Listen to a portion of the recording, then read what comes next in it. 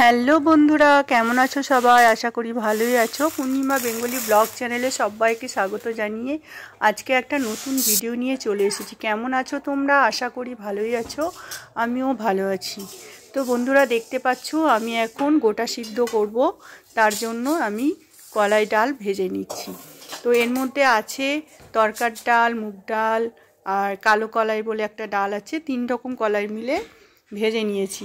আর এখানে আছে ছোলা, মটর, কাবলি ছোলা এবং বরবটি, 4টে আছে।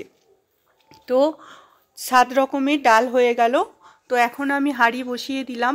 তো আমাদের কি নিয়মে গোটা সিদ্ধ করা হয় সেটাই তোমাদের সাথে আজকে শেয়ার করব। আর গোটা সিদ্ধ ভিডিওটা দিতে অনেকটা লেট হলো, কিন্তু আমি অনেকটা দেরি করে দিলাম, কিন্তু তোমরা দেখতে পারবে যে আমাদের গোটা সিদ্ধ কেমন করে হয়।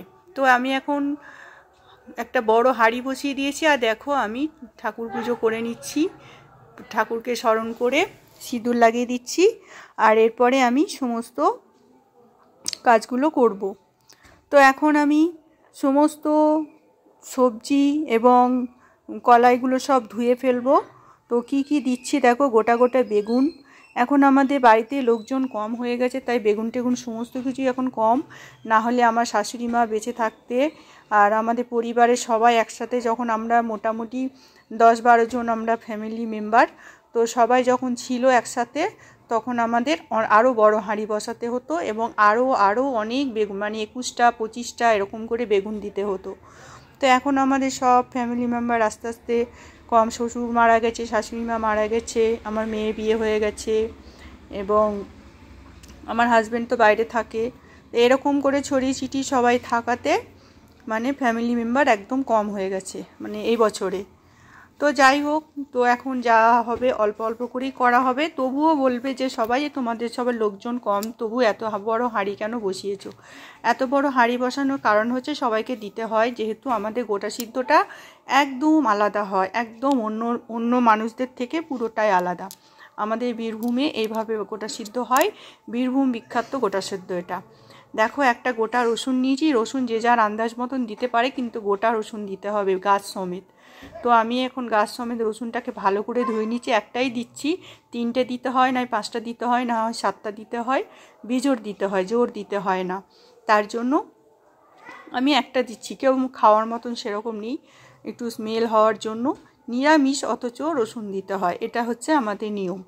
তো দেখো, আমি গোটা মটরশুঁটি, আলু, শিম, রসুন, বেগুনে কিন্তু পোকা থাকা চলবে না। পুরো বেগুনগুলোকে ভালো করে বেছে একদম পরিষ্কার নিখুঁত বেগুন দিতে হবে। এবার তার মধ্যেও যদি থাকে সেটা কিছু করার নেই। তো এখন এই যে সব কিছু ধুয়ে নিচ্ছি, এদিকে জলটা গরম বসিয়ে দিয়েছি। দেখো বন্ধুরা, এখন আমি বেগুনগুলোকে কেটে নেবো। কেন বলো তো? আমাদের গোটা গোটাই দিতে হয়।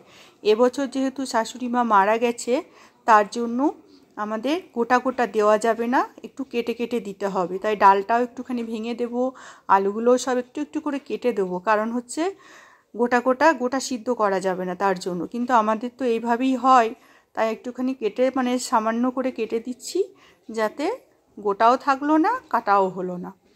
এই হচ্ছে ব্যাপার। তো আমি এখন দেখো ওই ডালগুলো ধুয়ে ফেলেছি, জলটাও গরম হয়ে গেছে, ডালগুলো আমি পুরো দিয়ে দিচ্ছি। দেখো, আজকে আমি পুরো গিন্নিমার একটা পার্ট রোল করছি তোমাদের সামনে, কারণ তোমরা তো আমাকে এরকমভাবে দেখো না। তো আমি এখন পুরো বাড়ির দায়িত্ব নিয়ে, মানে সবার রান্না বান্নায় সারাদিন ধরে আমাদের রান্না চলে। তো সকালে রান্না, দুপুরে রান্না, আবার এই রাতে রান্না, এরকম চলতে থাকে সারাটা দিন।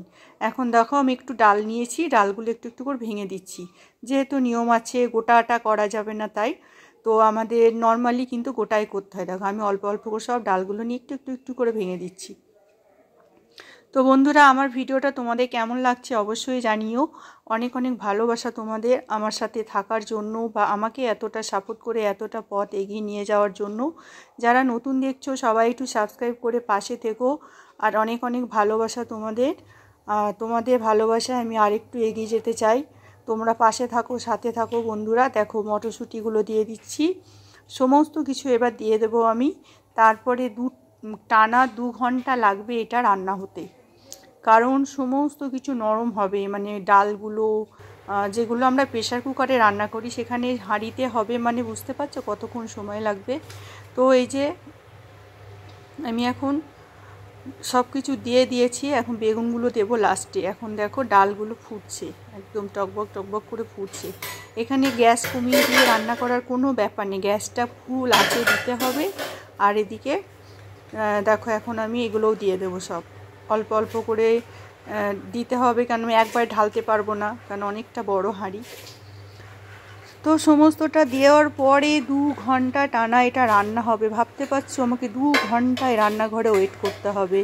তোমরা বলো তো কত কষ্ট এই গোটা সিদ্ধ রান্না, 2 ঘন্টায় কত কিছু রান্না হয়ে যায়, কিন্তু এই গোটা সিদ্ধ রান্না করতে আমাকে 2 ঘন্টা ওয়েট করতে হবে। তো এখন কি করা যাবে, কিছু তো করার নেই, যখন নিয়ম আছে করতে হবে। এটা যদি আমরা না করি তাহলে আমাদের যে গোটা সিদ্ধ পরদিন মানে খাওয়া দাওয়াটা না হবে না, কারণ আমরা সেদিনকে মাছ মাংস খেতে পারবো না, সেদিনকে আমরা কোনো কিছু রান্না করে খেতে পারবো না, পুরোটাই ঠান্ডা খেতে হবে এবং গোটা সিদ্ধই খেতে হবে। তার জন্য আমাদের করতে হয়, আর এটা একটা বছরে যেহেতু হয় তাই করি, কিছু করার নেই। আর এই যে দেখো আমি এখন লবণ দিয়ে দিচ্ছি আন্দাজ মতো, দেখেছো কতটা লবণ দিতে হয়, দিয়ে দিচ্ছি আন্দাজ মতন লবণ দিয়ে দিলাম। এবারে আমি বেগুনগুলো দিয়ে দেব। দেখো বেগুনগুলো একদম গোটা গোটা বেগুন, কালো কালো বেগুনগুলোই ভালো হয়, কিন্তু আমি কালো কালো বেগুন সব পাইনি, যেহেতু আমি আমাদের বড় যে বাজারটা সেই বাজারে যাইনি, ছোট বাজারে যা পেয়েছি তাই নিয়ে এসেছি, সময় পাইনি। তাই এখন না হলে আমার শাশুড়ি মা যখন ভালো ছিল বা আমাদের যখন একসাথে হতো রান্না বান্না, তখন আমি আর আমার শাশুড়ি মা মিলে বেগুন কিনতেই যেতাম। আমার শাশুড়ি 5 কিলো 6 কিলো করে বেগুন কিনতো, মানে ওনার বেগুন কিনে পোষাতো না, মানে আমাকে তো বুলটি বুলটি করে ডাকতো। তো সেই বেগুন কিনতে যেতাম শাশুড়ি বৌমাতে। তো আমি দেখো সব বসিয়ে নমস্কার করে নিলাম যেন সুন্দরভাবে হয়ে যায়। তো যাই হোক এখন 2 ঘন্টা ওয়েট করতে হবে, আর ততক্ষণে আমি অন্য কাজগুলো সব গুছিয়ে নিই। এই দেখো দিয়ে দিয়েছি, দেখছো এখন এটা ফুটবে, সিদ্ধ হবে, তারপরে পুরোটা দেখো তো বন্ধুরা দেখতে কেমন লাগছে, মজা লাগছে না দেখতে। অনেকের আমাদের এদিকে কলকাতার দিকে গোটা সিদ্ধ হয়, বাঁধাকপি গোটা, কুমড়ো গোটা, বেগুন গোটা, মানে শুধু গোটা সিদ্ধতে শুধু সবজিগুলোই গোটা দেয় আর কলাই দেয় একটুখানি। আর আমাদের হচ্ছে সবজি আর কলাই একদম সমান সমান থাকবে। আমাদের এটা খেতে খুব ভালো লাগে, আমাদের আশেপাশে মানুষ যারা আছে যাদেরকে আমরা দিই এটা, তো তারা খেয়ে খুব প্রশংসা করে এবং খেতে ভালোবাসে, অপেক্ষা করে থাকে। আমাকে বলে যে কি গো তোমাদের এবছর হবে না গোটা সিদ্ধ? আমি যে হ্যাঁ হবে না কেন, হবে, অন্য নিয়মে হবে, নিয়মটা চেঞ্জ হবে কিন্তু হবে, খেতে স্বাদ একই হবে, সবই একই হবে, জাস্ট একটু নিয়মটা চেঞ্জ হবে, কারণ যেহেতু গোটা করতে নেই ভেঙে করতে হয়। তো এমনিতেও দেখো গলায় সিদ্ধ হয়ে গেলে ভাঙাই হয়ে যায়, দেখেছো। এবার দেখো একদম জল কমে, আমি কিন্তু একেবারে জল দিয়েছি, একেবারে লবণ দিয়েছি, একেবারে সব কিছু দিয়েছি, আর কিছু করিনি। দেখো আমার হয়ে গেছে রান্না। আমি এখন দেখো জুসটা গড়িয়ে নিচ্ছি। এই জুসটা আমাদের রাত্রেবেলা সবাইকে খেতে হয়, মানে শুধু মেয়েরা বাদে ছেলেদের খেতে হয় এই জুসটা। এটা আমার বাপের বাড়িতেও এরকম নিয়ম আছে। তো ওই জুসটা খেয়ে নেবে সবাই, একটু গরম